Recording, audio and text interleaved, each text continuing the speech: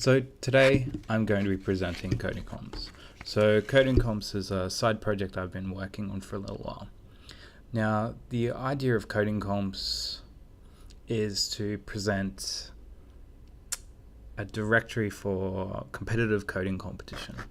So a competitive coding competition is essentially a challenge which people, mainly programmers,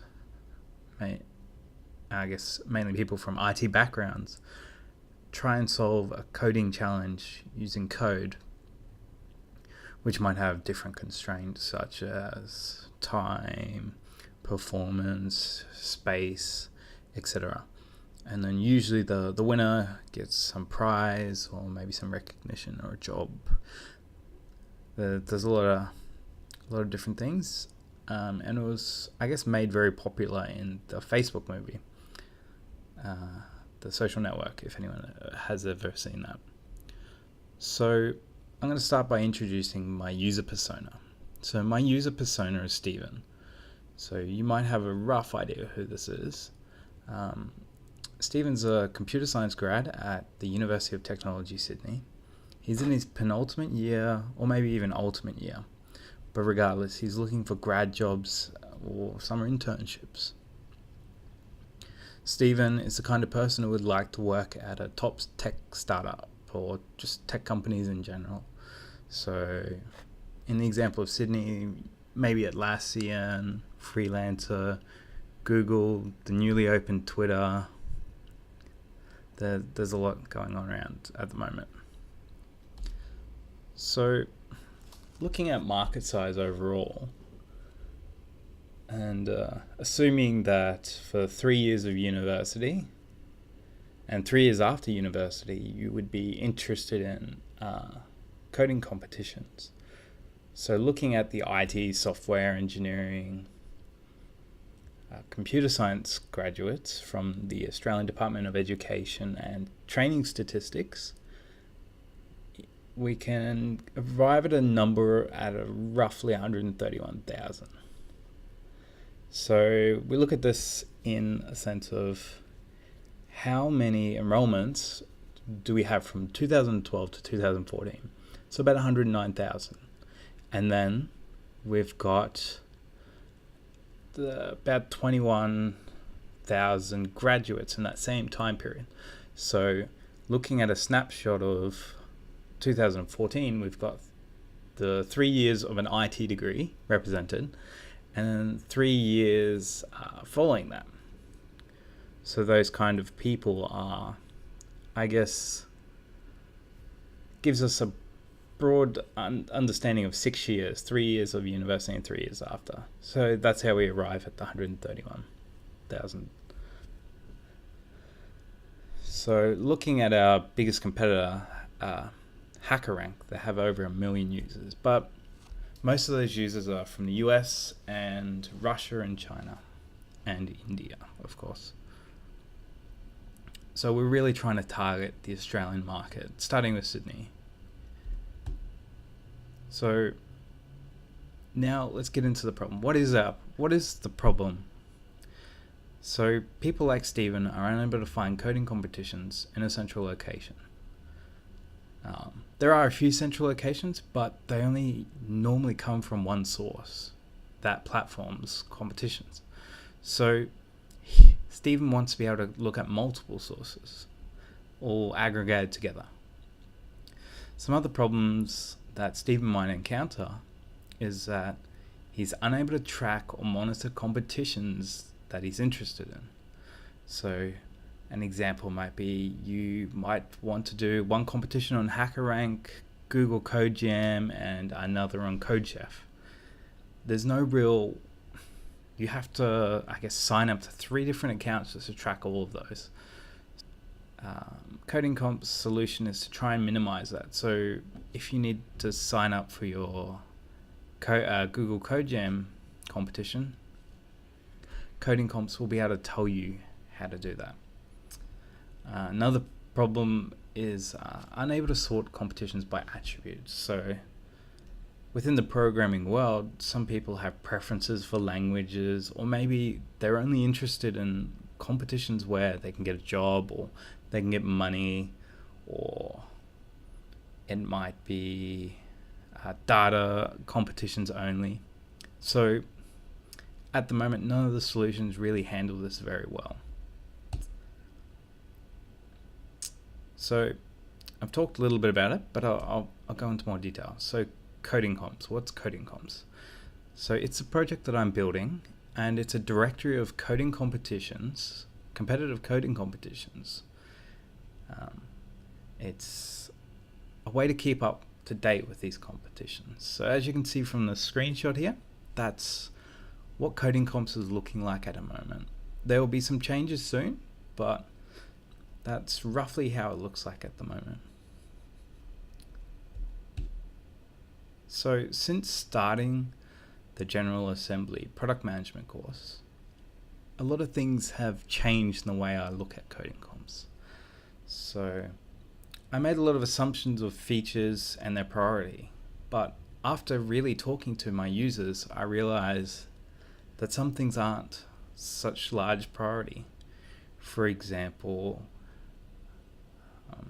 originally I was focusing on making it easy for prized competitions to appear, but my user feedback showed that people weren't that interested in prizes. They were more interested in the learning experience they can have. So that really drives my priorities.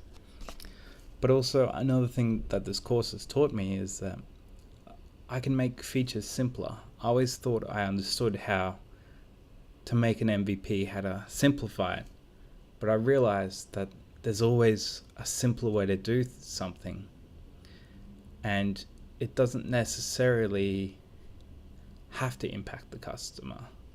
For example, an infamous example is Zappos, Nick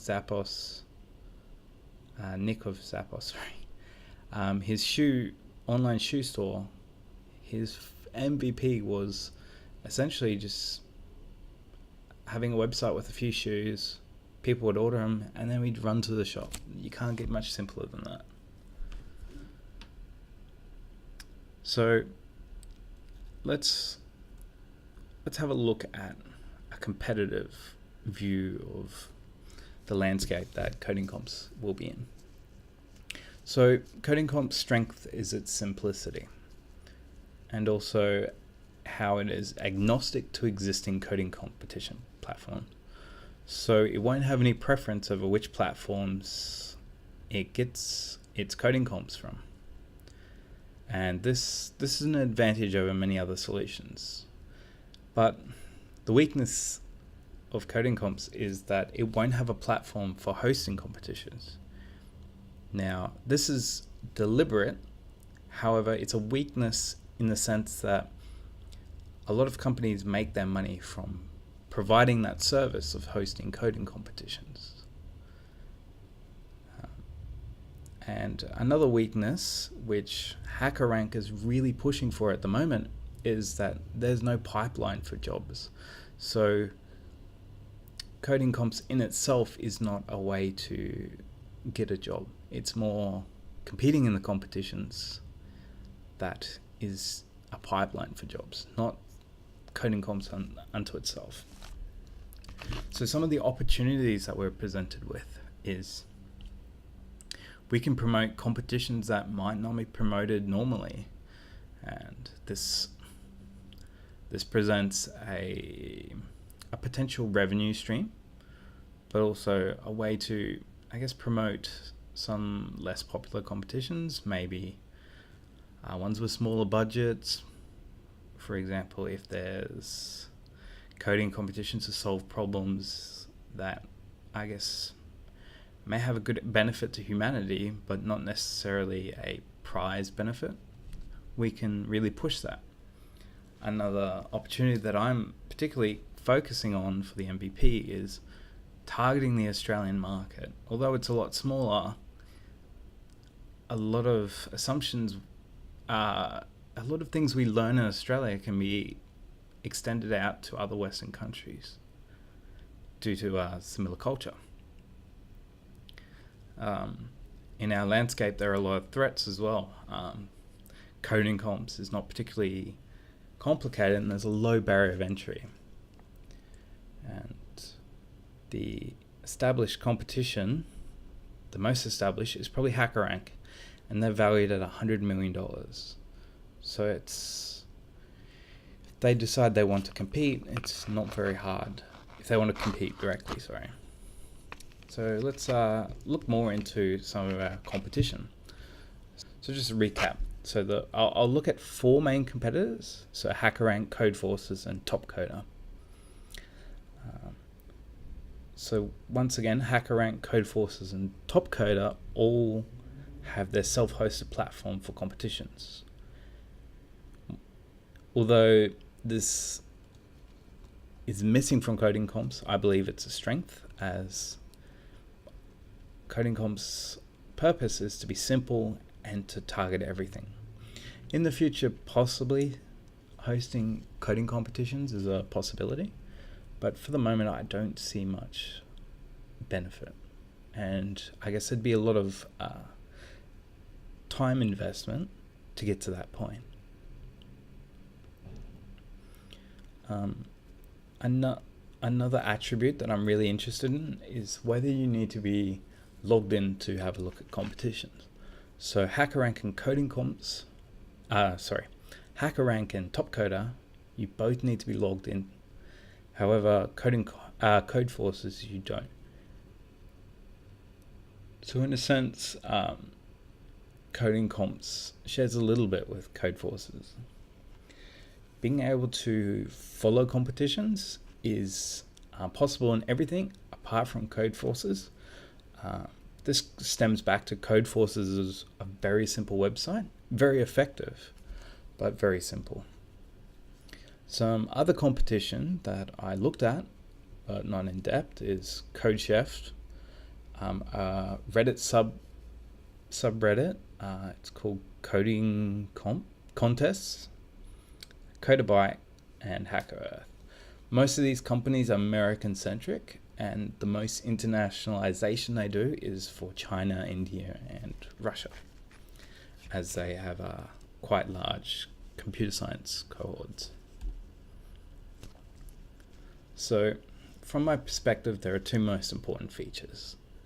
The solution being agnostic to the source of the competition, and being able to follow competitions without necessarily registering.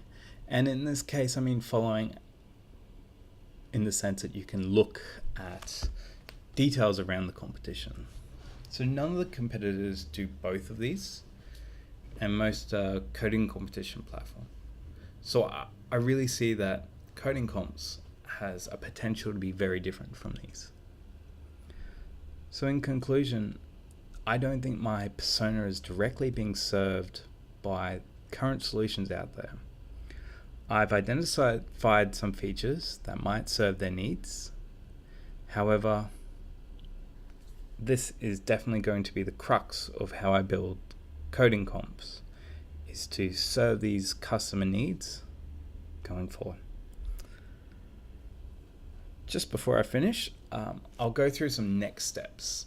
So my next steps for Coding Comps is to develop a user interface prototype and test with a customer. Verify if proposed features are in fact useful for my customer. As I said previously, the surveys that I conducted before were able to give me a good idea of what kind of thing my customer wants. However,